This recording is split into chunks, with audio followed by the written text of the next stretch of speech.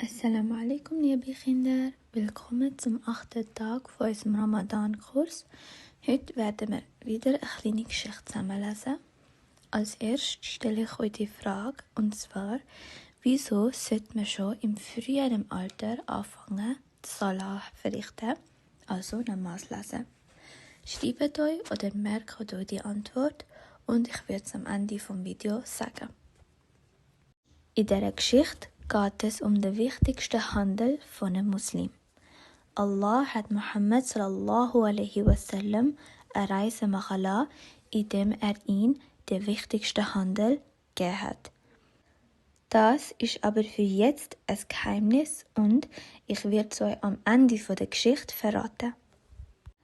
Eines Nachts, als der Prophet Muhammad sallallahu alaihi wasallam in Mekka neben der Kaaba schlief, wurde er vom Engel Jibrail geweckt. Er hatte ein wunderschönes weißes Wesen bei sich, das größer als ein Esel, aber kleiner als ein Pferd war und große, wunderschöne Flügel an seinen Schenkeln hatte. Wir können uns den Burak etwa so vorstellen, aber wir wissen nicht, wie er genau in Nacht aussieht.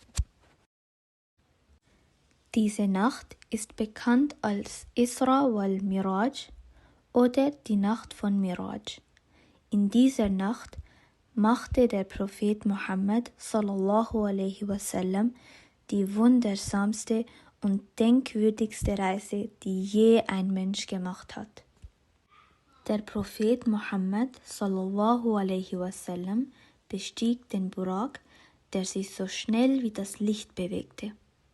Der Burak reiste den ganzen Weg nach Jerusalem zur Al-Aqsa-Moschee. Hier verrichtete der Prophet sallallahu alaihi wasallam das Gebet für alle Propheten, die Allah auf diese Welt gesandt hatte, von Adam bis zu Isa. Subhanallah. Danach wurde der Prophet Muhammad sallallahu alaihi wasallam in den Himmel gebracht.